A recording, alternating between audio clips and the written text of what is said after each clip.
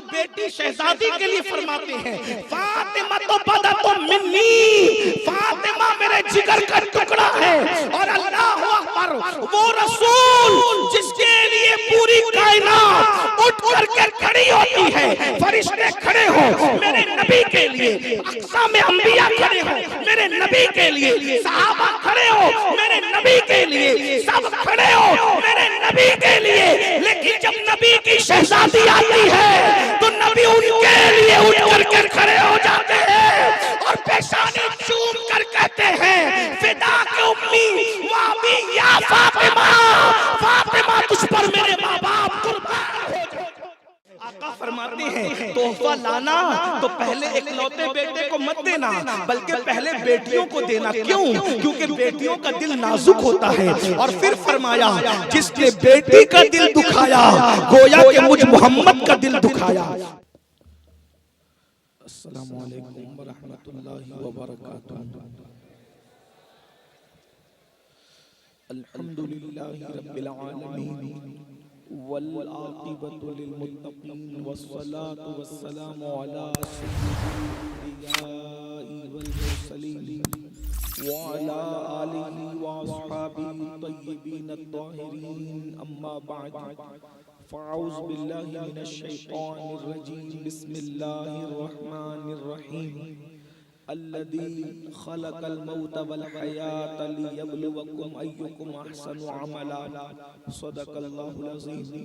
غوث اعظم بمنی بے سرو ساما مدد، قبلہ دین مدد، کعبہ ایمان مدد، انتظار کرم تست من عینی رائے خدا جو خدا بینو خدا دا مدد، بگردہ بے بلا افتادہ کشتی، ضعیفان و شکستہ رات و پشتی، بحق کے خواجہ عثمان ہارون، مدد کن مدد کن مدد کن یا معین الدین چشتی۔ نعمت بانٹتا جس سمت وہ ذیشان گیا، ساتھ ہی منشی رحمت کا قلم دان گیا، لے خبر جل جل کے غیروں کی طرف دھیان گیا، میرے مولا میرے آقا تیرے قربان گیا، آہ وہ آنکھ کے ناکام تمنا ہی رہی، ہائے وہ دل جو تیرے در سے پر ارمان گیا، دل ہے وہ دل جو تیری یاد سے معمور رہا، سر ہے وہ سر جو تیرے قدموں پہ قربان گیا، انہیں جانا انہیں مانا نہ رکھا غیر سے کام، انہیں جانا انہیں مانا نہ رکھا غیر سے کام، للہ الحمد میں دنیا سے مسلمان گیا۔ آج کی یہ محفل سواد اعظم اہل سنت و جماعت کی عالمگیر تحریک سنی دعوت اسلامی کے زیر اہتمام اصلاح عقائد و اعمال کے حوالے سے انعقاد پذیر ہے۔ اللہ تبارک و تعالی میری اور آپ سب کی حاضری کو قبولیت کا شرف عطا فرمائے، اور ہم سب کے لیے دنیا میں سرخروئی اور آخرت میں نجات کا ذریعہ بنائے۔ آیہ کریمہ کے جس حصے کی تلاوت کی گئی ہے، اللہ تبارک و تعالیٰ اس کے متعلق مجھے حق کہنے، آپ سب کو حق سن کر اس پر عمل کرنے اور اسے عام کرنے کی توفیق عطا فرمائے۔ اللہ تبارک و تعالیٰ نے اس دنیا کے اندر ہمیں ایک محدود وقت کے لیے بھیجا ہے۔ ہم لوگ یہاں ہمیشہ رہنے کے لیے نہیں آئے۔ دنیا میں کسی بھی مذہب کا انسان ہو، کسی بھی مسلک کا انسان ہو، کوئی بھی افکار و نظریات رکھتا ہو، وہ اس بات کو مانتا ہے کہ دنیا میں کوئی بھی ہمیشہ رہنے کے لیے نہیں آیا ہے۔ ہر انسان اپنی مدت پوری کرنے کے بعد اس دنیا سے چلا جائے گا، اور اس دنیا کے اندر وہ ہمیشہ نہیں رہے گا۔ ہم سے پہلے ہمارے باپ دادا رہتے تھے، ان سے پہلے ان کے باپ دادا رہتے تھے، ان سے پہلے ان کے باپ دادا رہتے تھے، اور پھر وہ دنیا سے چلے گئے، دنیا سے رخصت ہو گئے۔ محلوں میں رہنے والے وہ بھی دنیا سے چلے گئے، جھوپڑوں میں رہنے والے وہ بھی دنیا سے چلے گئے، علم والے وہ بھی دنیا سے چلے گئے، ان پڑھ وہ بھی دنیا سے چلے گئے، جو نیک اعمال کرتے تھے وہ بھی دنیا سے چلے گئے، جو جرائم اور پاپ کرتے تھے وہ بھی دنیا سے چلے گئے، اور ایک دن ہمیں بھی دنیا سے چلے جانا ہے۔ آخر اللہ نے جب زندگی کو پیدا پیدا ہی کیا تھا تو پھر موت کو کیوں پیدا کیا؟ اور جب موت کو پیدا کیا تو زندگی کو کیوں پیدا کیا؟ تو اللہ رب العزت موت و حیات کا فلسفہ اپنی مقدس کتاب کے اندر یوں بیان فرماتا ہے، الذی خلق الموت والحیات لیبلوکم ایکم احسن عملا، کہ ہم نے زندگی اور موت کو پیدا کر کے انسان کا امتحان لیا ہے کہ ہم تمہیں جانچیں، تمہیں آزمائیں، تمہارا امتحان لیں کہ کون تھوڑی سی زندگی کو پا کر اچھا عمل کرتا ہے۔ بہت مختصر سا وقت لے کر کے آئے ہیں اور اللہ کیا فرما رہا ہے؟ ہم نے زندگی اور موت اس لیے پیدا کیا تاکہ ہم تمہیں آزمائیں، ہم تمہارا امتحان لیں، ہم تمہاری جانچ کریں کہ کون تھوڑی سی زندگی کو پا کر اچھا عمل کرتا ہے۔ اس کا مطلب یہ ہے یہ جو 60 سال کی، 70 سال کی، 80 سال کی مختصر سی عمر ہم نے پائی ہے، یہ تھوڑی سی عمر ہے، یہ بہت زیادہ نہیں ہے۔ 100 سال تک تو اب زیادہ لوگ جیتے بھی نہیں ہیں، 60-70 سال ہی کے اندر لوگ دنیا سے چلے جاتے ہیں۔ اللہ اکبر، اندازہ تو فرمائیں یہ مختصر سی زندگی کیوں ہے؟ پہلے میں آپ کو بتاؤں یہ زندگی یقیناً مختصر ہے اور بہت تھوڑی سی ہے، بہت قلیل ہے۔ صوفیاء کرام زندگی اور موت کے فلسفے کو یوں سمجھاتے نظر آتے ہیں، حالانکہ فقہی طور پر اذان ولادت اور نماز جنازہ میں فقہی کوئی تعلق نہیں ہے، کوئی ربط نہیں ہے، لیکن صوفیاء کرام اس فلسفے کو سمجھاتے ہیں۔ جب کسی مسلمان کے گھر میں بچے کی ولادت ہوتی ہے، جب کسی مسلمان کے گھر میں بچہ پیدا ہوتا ہے تو اس کے دائیں کان میں اذان پڑی جاتی ہے اور اس کے بائیں کان میں اقامت پڑی جاتی ہے، اور جب کسی مومن کا انتقال ہوتا ہے، جب کسی مسلمان کا انتقال ہوتا ہے تو پھر اذان نہیں ہوتی، اقامت نہیں ہوتی، سیدھا نماز جنازہ ہو جاتی ہے۔ اللہ اکبر، وہاں اذان نہیں ہے، نماز ہے، اور یہاں اذان اور اقامت ہے اور نماز نہیں ہے۔ اس فلسفے کو صوفیاء یوں بیان کرتے ہیں، گویا کہ مسلمان کے گھر میں پیدا ہونے والے بچے کو پہلے ہی بتا دیا جاتا ہے، اے بچے تیری اذان بھی ہو چکی ہے، تیری اقامت بھی ہو چکی ہے، اب تیری نماز جنازہ ہونے والی ہے۔ اقامت اور نماز جماعت کے درمیان جتنا وقت ہے بس وہی تیری زندگی ہے، اتنا مختصر سا ٹائم ہے، اتنا مختصر سا پیریڈ ہے۔ اب اس وقت میں تجھے کیا کرنا ہے؟ ان الابرار لفی نعیم وان الفجار لفی جحیم۔ اب تیرے اوپر چھوڑ دیا گیا ہے، تو جنتی بنتا ہے یا جہنمی بنتا ہے۔ جنتی اور جہنمی کا فلسفہ قرآن یوں بیان کرتا ہے کہ نیکوں کے لیے جنت ہے اور گنہگار اور فاسقوں کے لیے جہنم ہے۔ اللہ اکبر، اب آپ مجھے بتائیں جب ہم نیک اعمال کے لیے دنیا میں آئے ہیں تو تھوڑی دیر کے لیے اس سنی اجتماع میں یہ محفلیں ہنسی مذاق کے لیے نہیں ہوتی، یہ محفلیں دل بہلانے کے لیے نہیں ہوتی، یہ محفلیں ٹائم پاس کے لیے نہیں ہوتی، بلکہ یہ محفلیں احتساب کے لیے ہوتی ہے۔ مجھے بتاؤ جب نیک اعمال کے لیے دنیا میں آئے ہو تو کبھی سوچا ہم واقعی نیک عمل کرتے ہیں؟ کیا واقعی ہم نیک عمل کر رہے ہیں؟ نہیں، ہماری زندگی تو نیند سے اٹھنے سے لے کر کے سونے تک گناہ اور صرف گناہ میں ہے۔ اللہ اکبر، ذرا تصور تو کریں ہماری صبح کتنے بڑے پاپ سے ہوتی ہے، ہماری صبح کتنے بڑے گناہ سے ہوتی ہے۔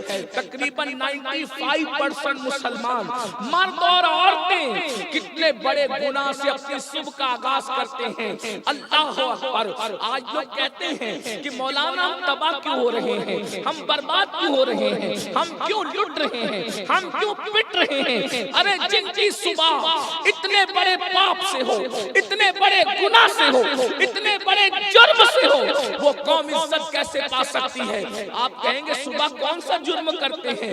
ہمارا سب سے پہلا جرم صبح کے وقت یہ ہوتا ہے کہ ہم نیند کی خاطر فجر کی نماز اپنے بستر کے اندر اللہ اکبر ترک کر دیتے ہیں۔ محبت نیند میں، نیند کی محبت میں فجر کی نماز ترک کر دیتے ہیں۔ ہماری صبح فجر کی نماز کو ترک کرنے سے ہوتی ہے۔ لوگ بعد میں پڑھتے بھی نہیں اللہ ماشاءاللہ، چند لوگ ہیں جو اٹھ کر کے پڑھتے ہیں، لیکن زیادہ تر لوگ فجر کی نماز بستر ہی میں چھوڑ دیتے ہیں۔ کبھی سوچا بھی اللہ اکبر اگر ہم سے 500 کی نوٹ گم ہو جائے تو ہمیں کھانا اچھا نہیں لگتا، ہمیں پینا اچھا نہیں لگتا، دن اچھا نہیں گزرتا۔ یار صبح صبح 500 روپے گم ہو گئے، میرے بھائی ذرا بتا 500 روپے اگر گم ہو جائیں تو تیری آنکھوں میں کبھی آنسو آتے ہیں، تیرا موڈ آف ہو جاتا ہے۔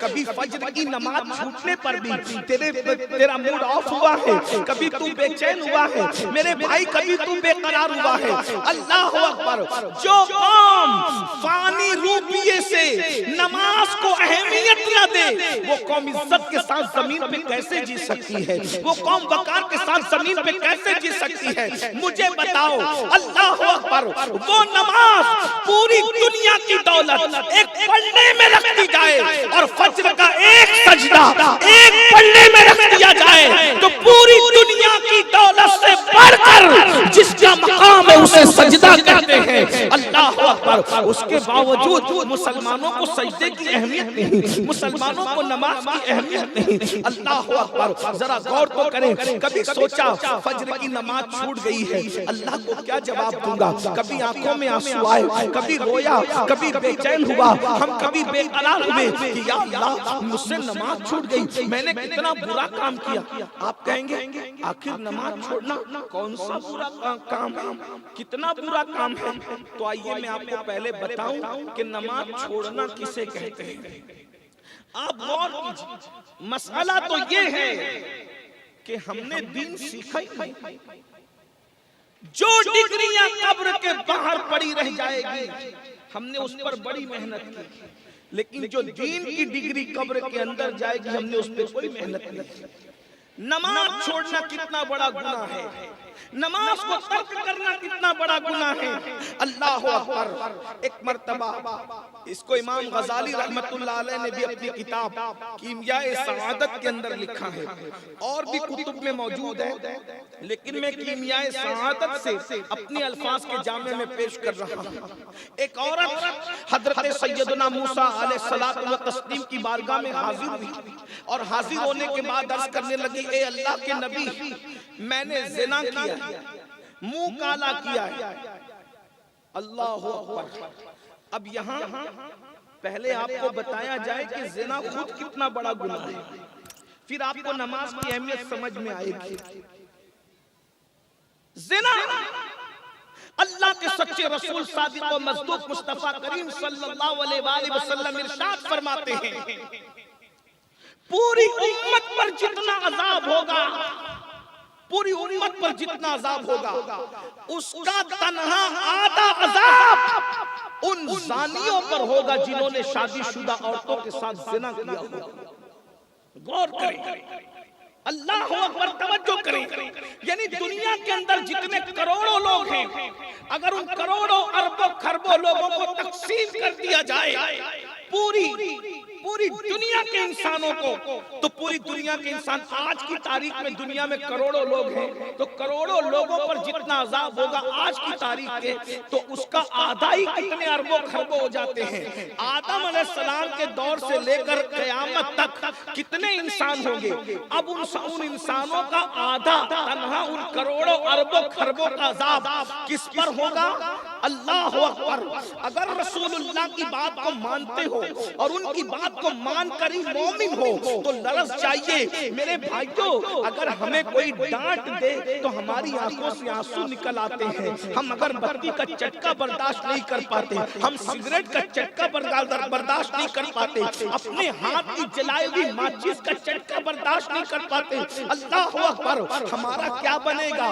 اتنا نازک جسم ہے جو مچھر کے کاٹنے سے بھی بے چین ہو جاتا ہے، جو مکھی کے چلنے سے بھی نیند کو ختم کر دیتا ہے، جو چوٹی کے کاٹنے سے بھی سوج جاتا ہے. اپنے آپ پہ رحم کر لو اللہ کے بندو. اللہ اکبر. اللہ کے سچے رسول صادق و مصدوق مصطفیٰ کریم رؤوف الرحیم صلی اللہ علیہ وآلہ وسلم فرماتے ہیں پوری امت کے آدھا عذاب ان لوگوں پر ہوگا جن لوگوں نے شادی شدہ عورتوں کے ساتھ زنا کیا ہوگا. اسی پر بس نہیں.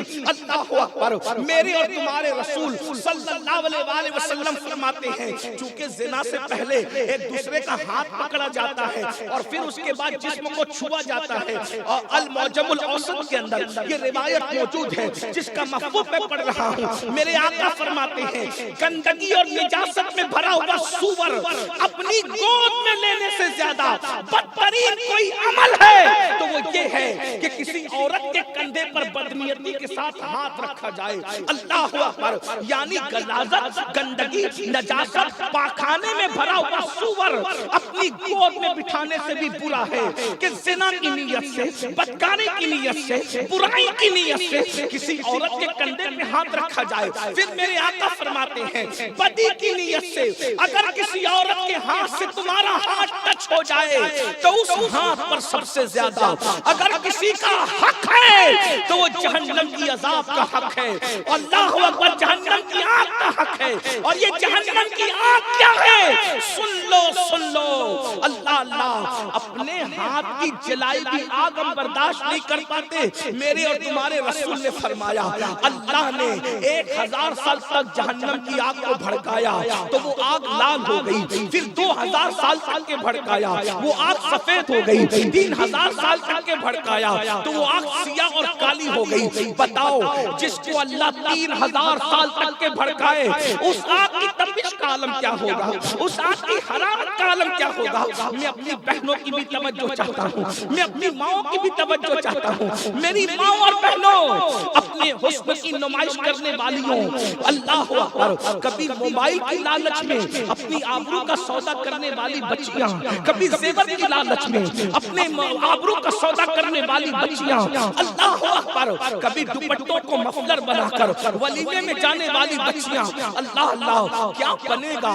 اللہ اکبر. یہ دنیا ہی سب کچھ نہیں ہے, یہ دنیا کی رنگریلیاں ہی سب کچھ نہیں ہے, یہ دنیا کی راحتیں ہی سب کچھ نہیں ہے. ارے جگہ جی لگانے کی دنیا نہیں ہے, یہ عبرت کی جا ہے, تماشا نہیں ہے. جا کر کے دیکھو بڑے بڑے محل بنانے والے آج ان کی قبروں پر کوئی فاتحہ پڑھنے والا نہیں ہے. اللہ اکبر. ذرا تصور تو کرو دولت کے نشے میں خدا کے غضب کو چیلنج کرنے والوں, جوانی کے نشے میں خدا کے غضب کو چیلنج کرنے والوں, اللہ کے غضب کو چیلنج کرنے والوں, سن لو کسی میں بھی اللہ کا عذاب برداشت کرنے کی طاقت نہیں ہے. میرا اللہ فرماتا ہے ان بطش ربک لشدید. تیرے رب کی پکڑ بڑی سخت ہے. اللہ اکبر. جب وہ پکڑ کرنے پر آتا ہے تو نسب نہیں دیکھتا, جب وہ پکڑ کرنے پر آتا ہے خاندان نہیں دیکھتا, خطہ نہیں دیکھتا, قبیلہ نہیں دیکھتا, ڈگریاں نہیں دیکھتا, علم نہیں دیکھتا. جب وہ پکڑ کرنے پر آتا ہے اتنے بڑے علم والے کی پکڑ کر لیتا ہے جسے دنیا معلم الملائکہ کہتی ہے. جب وہ پکڑ کرنے پر آتا ہے تو نبی کے سگے چچا کی پکڑ کرتا ہے. ابراہیم خلیل اللہ کا سگا چچا جسے دنیا آزر کہتی ہے, کیا وہ بچھو کی شکل میں جہنم میں نہیں جائے گا؟ نوح علیہ السلام کا بیٹا کنعان کی شکل میں کیا کتا بنا کر جہنم میں نہیں ڈالا جائے گا؟ لوط علیہ السلام کی بیوی کیا جہنم میں نہیں ڈالی جائے گی؟ ذرا غور کرو. جس دن نبی کی بیوی جہنم میں جا رہی ہوگی, جس دن نبی کا بیٹا جہنم میں جا رہا ہوگا, جس دن نبی کا سگا چچا جہنم میں جا رہا ہوگا, اس دن اپنا کیا بنے گا میرے بھائیوں؟ غور کیجئے. تو عرض یہ کر رہا تھا اللہ کے سچے رسول صادق و مصدوق مصطفیٰ کریم صلی اللہ علیہ وسلم ارشاد فرماتے ہیں اللہ اللہ یہ جہنمیوں پر اللہ اکبر جنہوں نے دنیا میں زنا کیا ہوگا, اللہ اکبر, وہ بھی شادی شدہ عورتوں کے ساتھ, ان پر نصف عذاب ہوگا, پوری امت کے برابر نصف عذاب. اور دوسری بات, ان کی آنکھوں میں آگ کی سلاخیں پھیری جائے گی. اس حدیث کو فقی ابو اللہ سمرقندی رحمت اللہ علیہ اپنی کتاب میں لکھتے ہیں کہ زانیوں کی آنکھوں میں آگ کی سلاخیں ڈالی جائے گی. میں یہ نہیں کہہ رہا ہوں کہ اس جلسے میں بیٹھے ہوئے لوگ ایسے ہیں، لیکن نماز کی اہمیت کو سمجھانے کے لیے پہلے مجھے یہ تمہید پیش کرنی ہے کہ زنا کا وبال کیا ہے، تاکہ آپ کو سمجھ میں آئے کہ آپ کس عذاب کی طرف بڑھ رہے ہو، کس تباہی کی طرف بڑھ رہے ہو، کس بربادی کی طرف بڑھ رہے ہو۔ اللہ اکبر۔ زانیوں کی آنکھوں میں آگ کی سلاخیں ڈالی جائے گی، کس نے کہا؟ 14ویں صدی کے مولوی نے نہیں کہا، کس نے کہا؟ کسی جلسے کے نقیب نے نہیں کہا، کس نے کہا؟ کسی مقرر کی شعلہ بیانی کی یہ جولانیہ نہیں ہے، بلکہ یہ اس رسول کا فرمان ہے جس کی زبان پر خدا کا کلام بولتا ہے۔ وما ينطق عن الهوى ان هو الا وحی یوحی، زبان ان کی ہے، کلام خدا بند قدوس کا ہے۔ اللہ اکبر۔ میرے بھائیوں، کبھی سوچا، میری بہنوں کبھی سوچا، اللہ کے رسول فرما رہے ہیں زنا کرنے والوں کی آنکھوں میں جہنم کی آگ کی سلاخیں ڈالی جائے گی۔ چھوٹا سا تنکا اگر آنکھ میں چلا جائے تو آنکھیں سوج جاتی ہے، آنکھیں لال لال ہو جاتی ہے۔ اپنی ہی پلک کا بال اگر آنکھ میں چلا جائے تو آنکھوں کا کیا حال ہوتا ہے؟ اللہ اکبر۔ بال اور تنکا تو بڑی چیز ہے، کبھی ہماری بہنیں، ہماری بیٹیاں، ہماری مائیں گھر میں پیاز کاٹتی ہے تو پیاز کے ننھے ننھے ذرات ہماری آنکھوں میں چلے جاتے ہیں تو آنکھوں سے آنسو نکل آتے ہیں۔ میرے بھائی جو اپنے آپ پہ رحم کر لو، میری بہنوں اپنے آپ پہ رحم کر لو۔ ہم میں سے کوئی بھی اللہ کا عذاب برداشت کرنے کی طاقت نہیں رکھتا، ہمارے جسم میں اتنی قوت نہیں ہے۔ اللہ جب پیاز کے ننھے ننھے ذرات ہماری آنکھیں برداشت نہیں کر پاتی، لکڑیوں کا دھواں ہماری آنکھیں برداشت نہیں کر پاتی، تو جب ان آنکھوں کے اندر گندی فلمیں دیکھنے کی وجہ سے، عورتوں کو پاپ کی تکنے کی وجہ سے، عورتوں کو پاپ کی نیت سے تکنے کی وجہ سے، یا عورتوں کو مردوں کو گندی نیت سے دیکھنے کی وجہ سے، گندی پکچریں دیکھنے کی وجہ سے، جب ان آنکھوں میں آگ کی سلاخیں ڈالی جائے گی، جہنم کی آگ بھری جائے گی، وہ آگ جو ہماری دنیا کی آگ سے 70 درجہ زیادہ تیز ہے، تیز۔ اللہ اکبر۔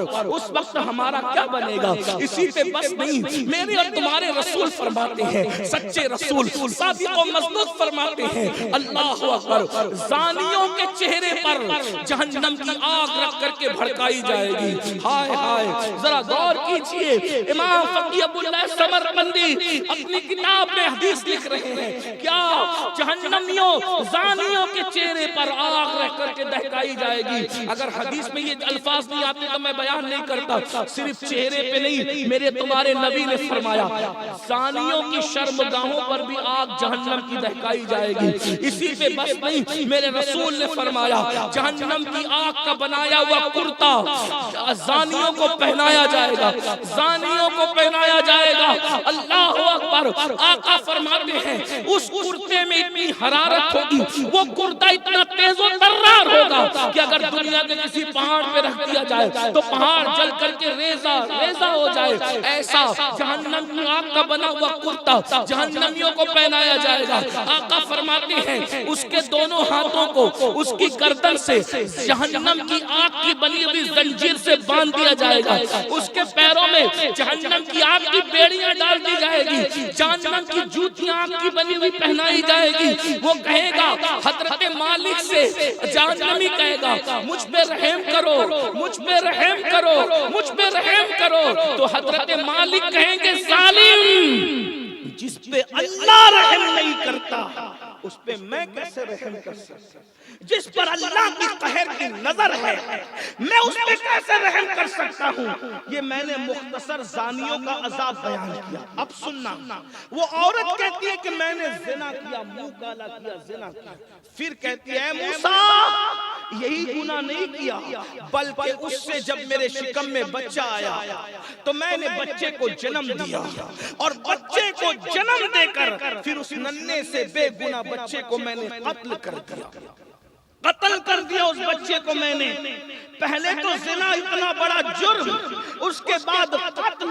اب قتل کیا ہے اس کو بھی سن لو. میرے آقا فرماتے ہیں صلی اللہ علیہ وآلہ وسلم، جس نے کسی بے گناہ کو قتل کیا تو جس اوزار سے قتل کیا جہنم میں طویل عرصے تک اس کو اسی اوزار سے فرشتے قتل کریں گے. جیسے کسی نے کسی کو چھرا بھونک دیا تو قیامت میں بہت دیر تک اور بہت طویل عرصے تک اس کے پیٹ میں چھرا بھونکا جائے گا کہ تو نے اللہ کے بندے کو قتل کیا تھا. کسی نے گردن کاٹی تو جہنم میں فرشتے اس کی گردن ہمیشہ کاٹتے رہیں گے. کسی کو پھانسی پہ چڑھا دیا تو فرشتے اس کو آگ کی پھانسی پہ چڑھاتے رہیں گے. اسی طرح زہر پلایا تو جہنم کا زہر اس کو پلایا جائے گا. تو نے اللہ کے بندے کو اسی طرح قتل کیا تھا. اور ایک بات آپ کو بتاؤں، یہ بھی موجود ہے کہ جس نے ایک انسان کو قتل کیا اس نے سارے انسانوں کو قتل کیا، اور جس نے ایک انسان کی جان بچائی اس نے سارے انسانوں کی جان بچائی. قتل کتنا بڑا گناہ ہے. فرمایا گیا قاتل جنت کی خوشبو بھی نہیں سونگھ سکتا جبکہ جنت کی خوشبو 500 سال کے فاصلے سے آتی ہے. یہاں ایک بات اور عرض کر دوں، اس عورت نے بھی بچے کو قتل کیا تھا، اور آج بھی ہمارے بچے قتل ہو رہے ہیں. بچوں کو قتل کیا جاتا ہے. آپ کہیں گے وہ کیسے؟ اللہ اکبر. جب عورتیں ماں بننے والی ہوتی ہیں تو عورتیں ڈاکٹروں کے پاس جاتی ہیں، پیسوں کی لالچ دیتی ہے، اور لالچ دے کر سونوگرافی کے ذریعے، الٹرا ساؤنڈ کے ذریعے یہ معلوم کیا جاتا ہے پیٹ میں بیٹا ہے کہ بیٹی. اگر بیٹا ہوتا ہے تو اس کو رہنے دیا جاتا ہے، اور اگر بیٹی ہوتی ہے تو اس کو قتل کر دیا جاتا ہے.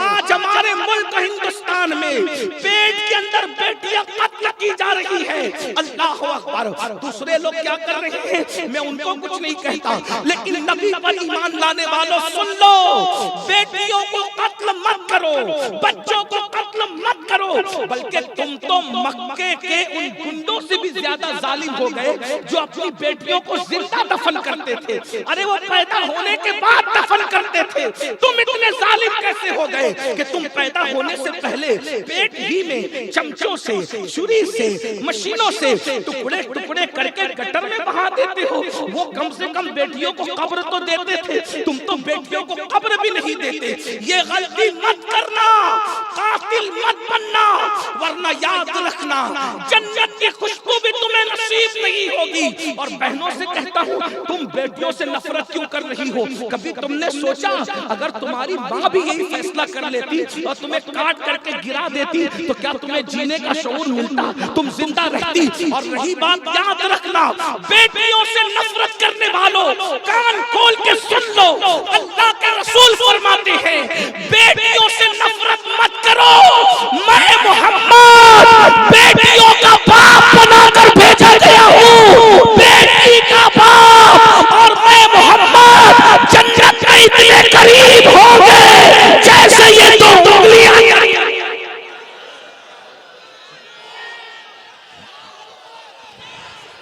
اتنا اشارہ کیا، اتنا اشارہ کیا جیسے یہ دو انگلیاں قریب ہیں ویسے میں اور بیٹی کا باپ قریب ہوں گے. شرط یہ ہے کہ وہ بیٹی کی پیدائش پہ نفرت نہ کرے، بیٹی کی پیدائش پہ ناراض نہ ہو. اللہ اللہ فرمایا بیٹی پیدا ہو تو خوشی کرے، بیٹی پیدا ہو اچھا نام رکھے، بیٹی پیدا ہو اچھی تربیت کرے اور اچھے گھرانے میں اس کی شادی کر دے. ایسا باپ اور میں محمد روحی فدا صلی اللہ علیہ وسلم ایسے قریب ہوں گے. کیا مزے آئیں گے ذرا. بیٹیوں کے باپ تمہیں مبارک ہو. آقا فرماتے لیکن کون ایسے قریب ہوگا جو بیٹیوں سے نفرت کرتا، جو بیٹیوں پہ ظلم نہیں کرتا، جو بیٹی کی پیدائش پہ منہ نہیں اتارتا. اور آپ کو پتا ہے بیٹی کی پیدائش سب سے بڑا برکت کا تعویذ ہے.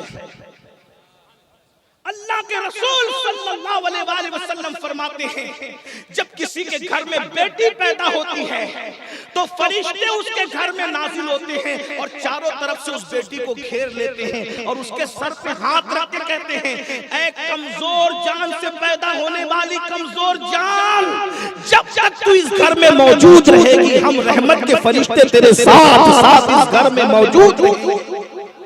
غور تو فرمائیں، آج بچیوں کا قتل ہو رہا ہے، گاڑیوں پہ لکھا ہوتا ہے بیٹی پڑھاؤ بیٹی بچاؤ، بیٹی پڑھاؤ۔ میں یہ بھی کہہ دوں لوگوں کو 1400 سال کے بعد جو بات سمجھ میں آئی نا بیٹی بچاؤ بیٹی پڑھاؤ، میرے نبی نے 1450 سال پہلے بیٹیاں بچا کر بھی بتا دیا، بیٹیاں پڑھا کر بھی بتا دیا۔ یعنی دنیا 1400 سال کے بعد جہاں پہنچتی ہے، اسلام 1400 سال پہلے وہاں سے گزر چکا ہوتا ہے۔ ایک بات آپ کو بتاؤں، آج کسی مذہب میں بیٹی کی اتنی عزت نہیں ہے جتنی مذہب اسلام میں ہے۔ کیا عزت ہے ہمارے یہاں بیٹی کی؟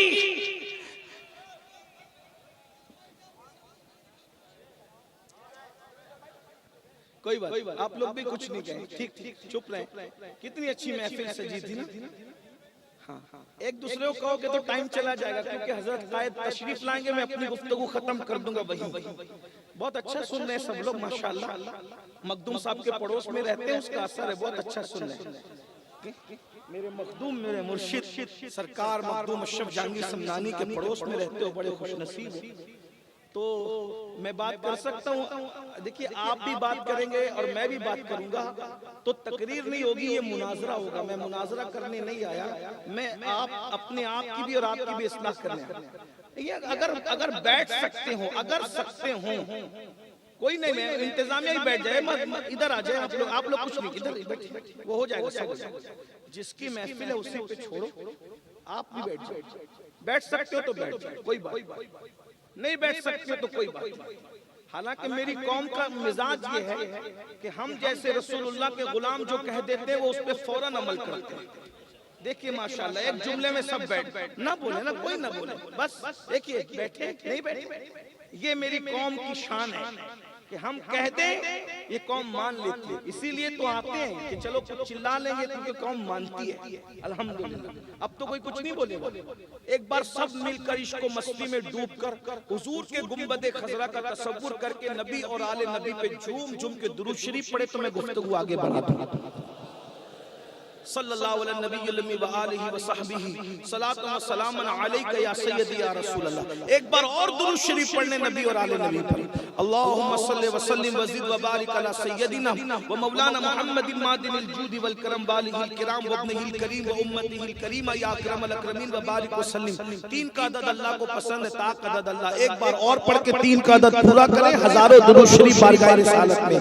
اللہ رب محمد صلی اللہ علیہ وسلم نحن عباد محمد صلی اللہ علیہ وسلم صلاۃ و سلام علیک یا سیدی یا رسول اللہ، صلاۃ و سلام علیک یا سیدی یا رسول اللہ، صلاۃ و سلام علیک یا جد الحسن والحسین۔ توجہ فرمائیں، اللہ کے رسول صلی اللہ علیہ وآلہ وسلم نے بیٹی کو کتنا بلند کیا، کتنا بلند کیا۔ محرم میں سنتے ہو، فضائل سیدہ میں سنتے ہو، لیکن فضائل کے ساتھ ساتھ ذرا اس عنوان سے بھی سن لیں۔ اللہ اکبر، رسول اللہ نے اس دور میں، جس دور میں بیٹیوں کو باپ اپنے ہاتھوں سے زندہ دفن کر رہا تھا، اس دور میں بیٹی کو کتنا بلند کر دیا کہ رسول اللہ اپنی بیٹی شہزادی کے لیے فرماتے ہیں فاطمہ تو بدت منی، فاطمہ میرے جگر کا ٹکڑا ہے۔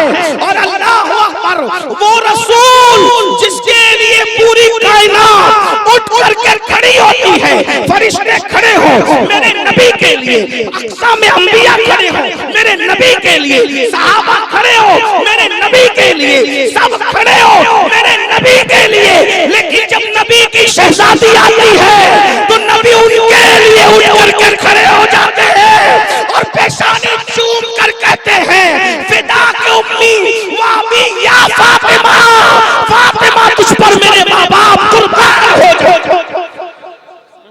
کسی مذہب کی یہ تعلیم ہے کہ بیٹی کے لیے باپ اٹھ کر کے کھڑا ہو؟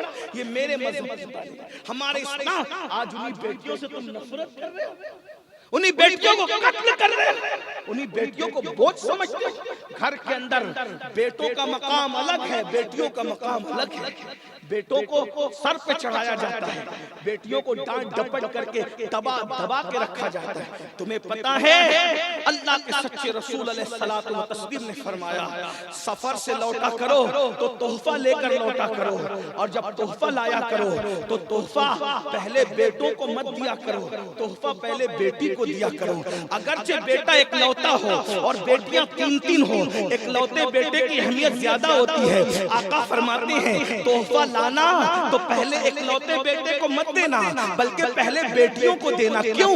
کیونکہ بیٹیوں کا دل نازک ہوتا ہے۔ اور پھر فرمایا جس نے بیٹی کا دل دکھایا گویا کہ مجھ محمد کا دل دکھایا۔ بیٹی کا دل دکھانے والا اپنے نبی کا دل دکھانے کے برابر ہے۔ ذرا غور تو فرمائیں، اس لیے بیٹی کو رذیل نہ سمجھو، ذلیل نہ سمجھو۔ بیٹیاں کیا ہے؟ جب بیٹی پیدا ہوتی ہے اللہ مدد کرتا ہے اس کے باپ کی، اور بیٹی پیدا ہوتی ہے رحمت کے فرشتے اترتے ہیں، جنت کی بشارت ملتی ہے۔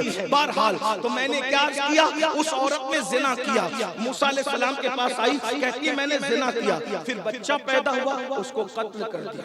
اب وہ عورت کہتی ہے اے اللہ کے کلیم موسیٰ میں توبہ کرنا چاہتی ہوں، آپ دعا کریں کہ اللہ میری توبہ قبول کرے۔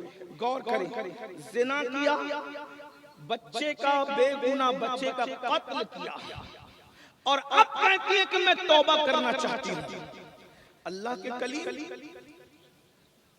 جو جتنا بڑا عالم ہوگا اس کے دل میں اللہ کی خشیت اتنی زیادہ ہوگا، اس کے دل میں اللہ کا خوف اتنا زیادہ ہوگا۔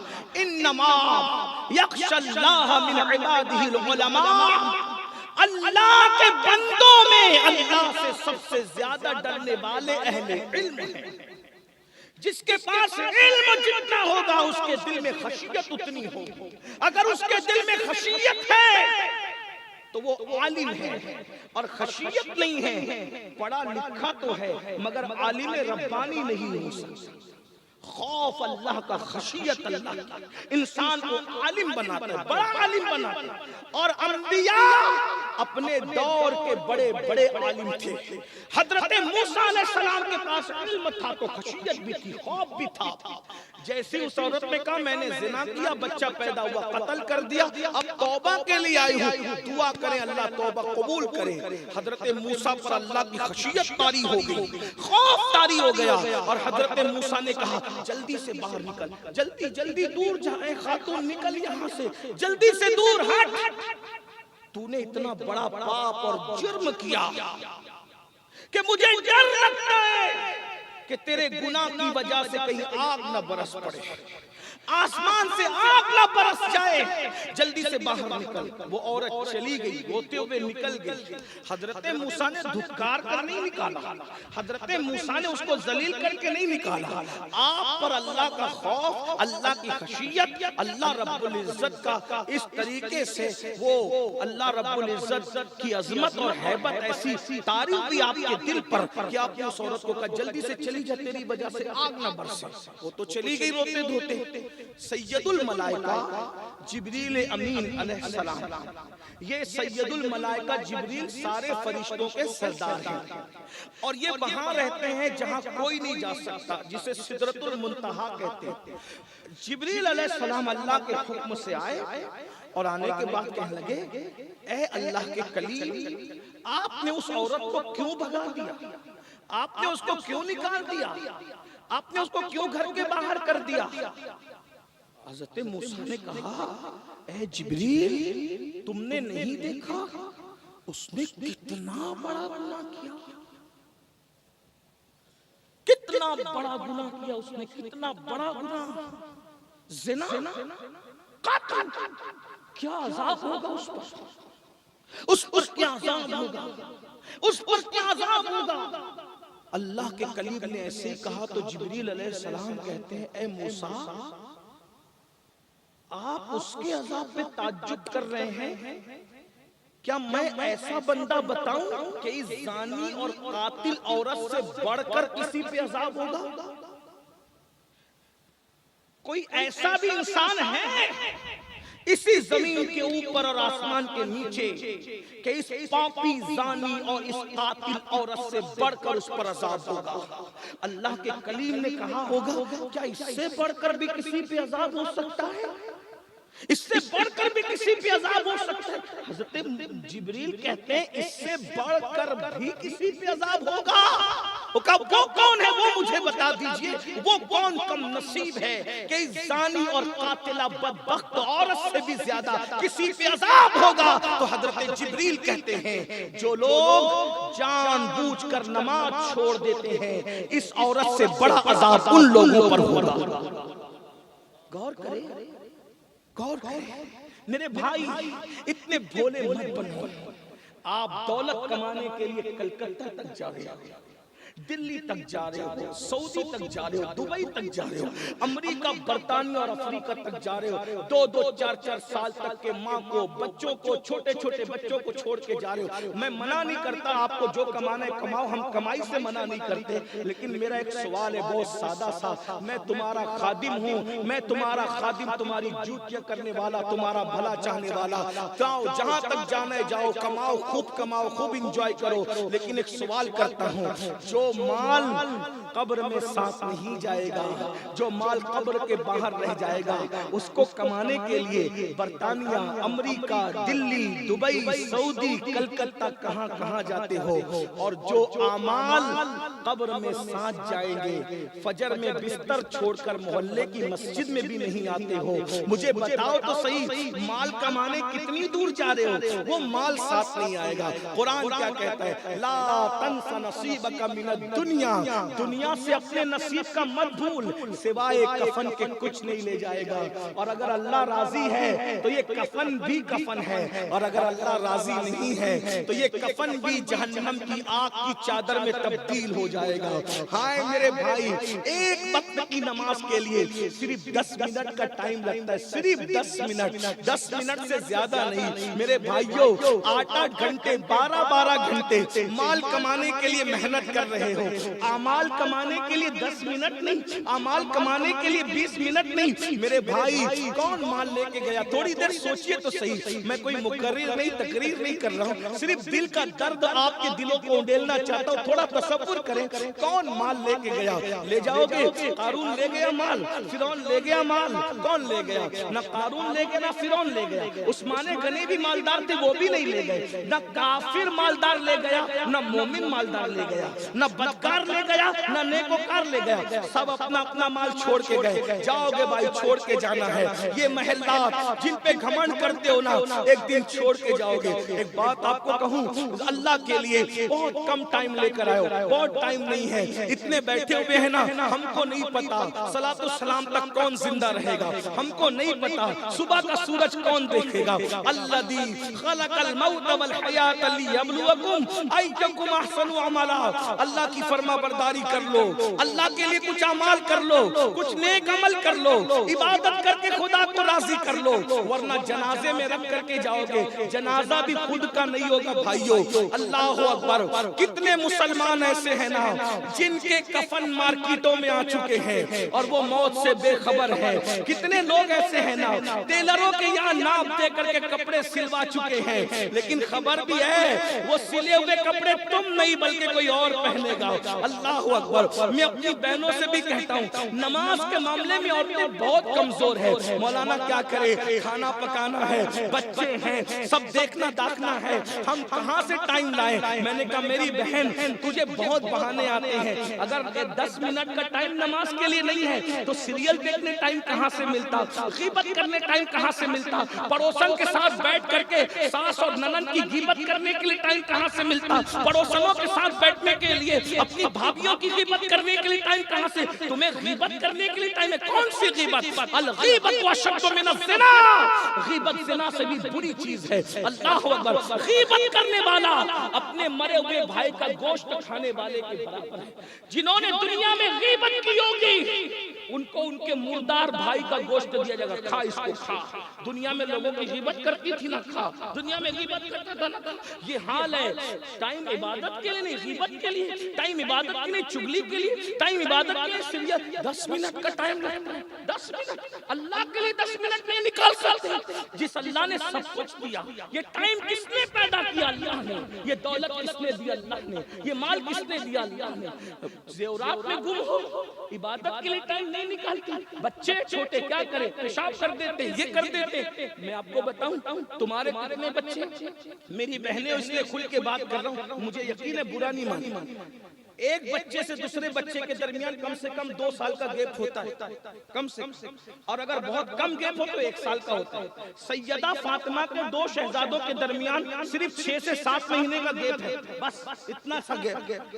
اور 5 سے 6 سال کے اندر شادی کے بعد 15 سال کی عمر میں شادی ہوئی، 21 سال کی عمر میں آتے آتے 5 بچوں کی ماں بن گئی. 3 بیٹے 2 بیٹے، 1 بیٹے وصال کر کے 4 بچے آپ کے حیات ہیں. اور 4 بچوں میں مصروفیت کیا تھی سیدہ کی، وہ میری بہن کو سنانا چاہتا ہوں. تمہارے گھر میں تو آٹا پیسا ہوا آتا ہے، تمہارے گھر میں تو مرچی کا پاؤڈر بھی پیسا ہوا آتا ہے، گھروں میں نل لگے ہوئے ہیں، اسی طریقے سے گھروں میں کنویں موجود ہیں، کپڑے دھونے کی واشنگ مشین موجود ہے، ساری راحتیں سہولتیں موجود ہیں. اس کے باوجود بھی تمہیں نماز کے لیے ٹائم نہیں ملتا. مرنا تم کو بھی ہے، ہڈیاں پگھل جائے گی. کتنے بھی بڑے باپ کی بیٹی ہو، تمہیں پتا یہی ہندوستان ہے. ان ہندوستان میں کچھ عورتیں ایسی تھی جن کو روزانہ ہلدی اور چندن سے نہلایا جاتا ہے. ہلدی اور چندن سے میں نے تاریخ میں مغلوں کی ایسی عورتوں کا بھی ذکر پڑھا ہے. ہر دن نیا ہوش ان کو نہلانے کے لیے بنایا جاتا ہے. جب وہ عورتیں کسی محفل میں جاتی تھی، بالوں بال موتی پروئے جاتے تھے. ان کا گھگرا اور ان کے کپڑے زمین پہ نہ لگ جائیں اور خراب نہ ہو جائیں. درجنوں کنیزیں صرف دوپٹہ اٹھانے کے لیے پیچھے پیچھے چلتی تھی، پنکھا جھلنے کے لیے درجنوں کنیزیں پیچھے کھڑی رہتی تھی. جاؤ جن کے لیے نئے ہوش بنے تھے، ہلدی چندن سے جن کو نہلایا گیا، جن کو بالوں بال موتی پلایا گیا، کیا آج ان کی قبریں بھی موجود ہیں؟ اور اگر قبر ہے تو کون فاتحہ پڑھنے والا ہے، کون نام لینے والا ہے؟ اللہ اکبر. جو روزانہ 4-5 مرتبہ پیٹ بھر کے کھاتی تھی اللہ کو بھول کر، ان عورتوں کی قبروں کے نشان مٹ گئے، ہڈیاں پگھل گئی. اللہ اکبر. کوئی نام لینے والا نہیں مگر وہ سیدہ فاطمہ 3 مہینے تک جس کے گھر میں چولہا نہیں جلتا تھا. آج بھی جمعہ کا خطیب جب تک منبر پہ سیدہ کا نام نہ لے لے اس وقت خطبے کو مکمل نہیں. میں اپنی بہنوں سے پوچھتا ہوں، نعرہ تکبیر.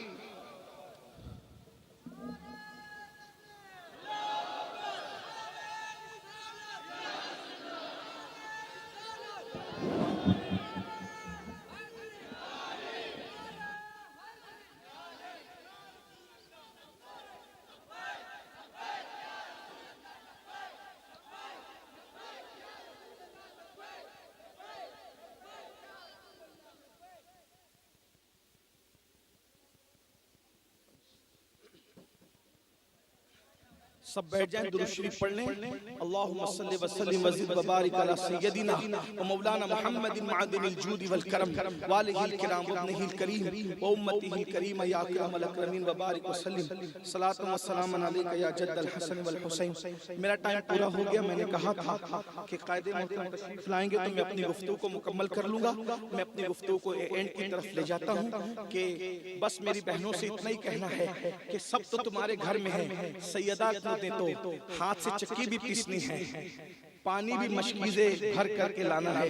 مولا کائنات سیدنا علی مرتضیٰ فرمایا کرتے تھے کہ چکی چلانے کی وجہ سے سیدہ فاطمہ کے ہاتھوں میں گٹے پڑ گئے تھے اور مشکیزے پیٹ پہ اٹھا کر لانے کی وجہ سے ان کے پیٹ پر جو ہے وہ نشان پڑ گئے تھے. غور فرمائیں میری بہنوں میرے بھائیوں.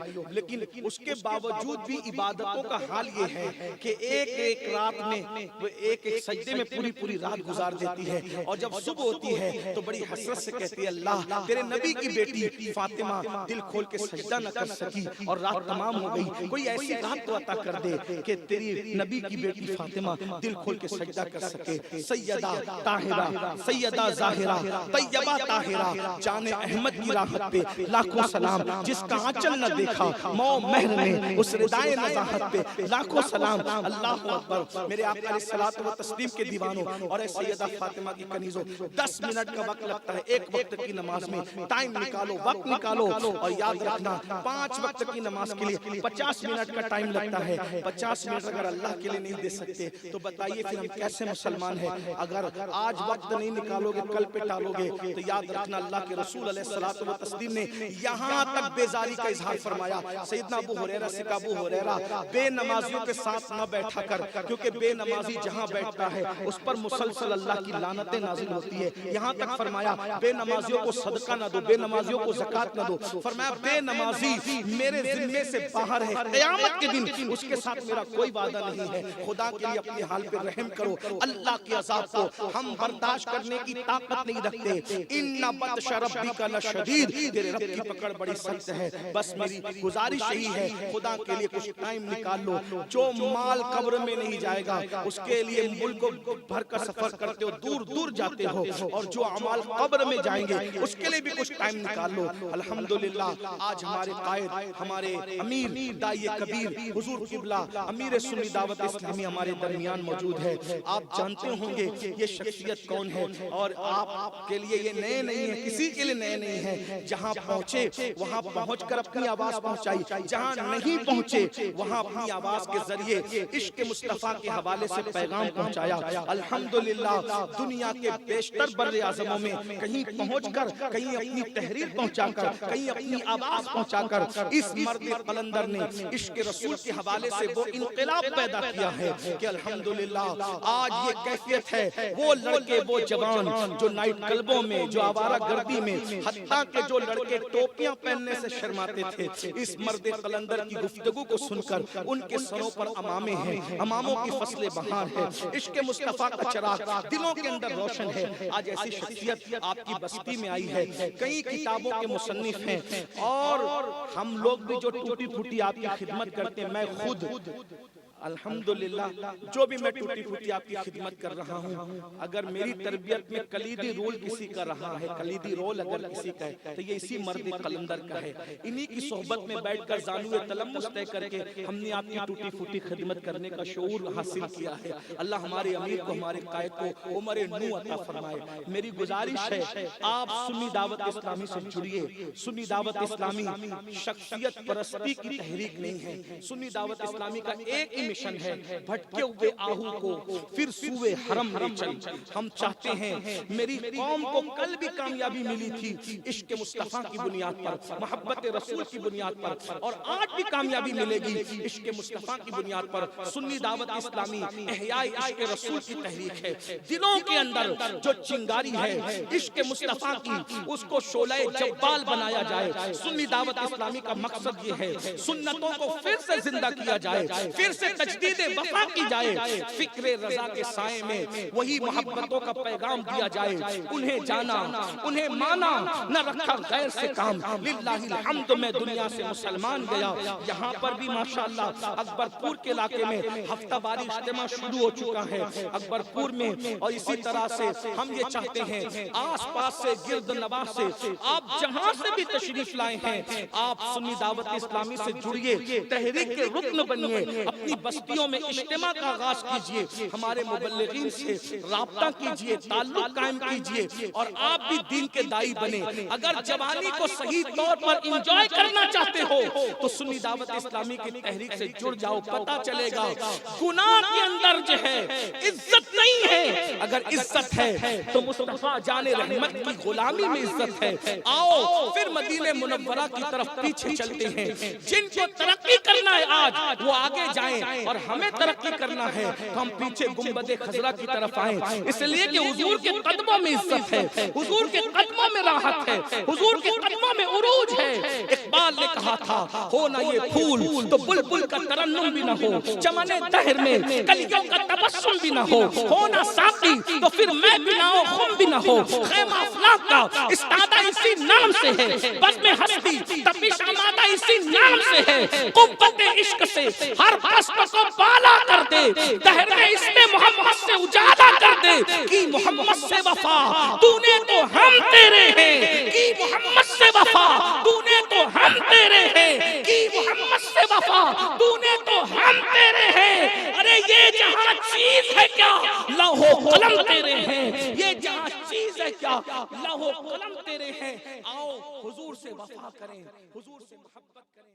حضور اب کو دیکھنا چاہتا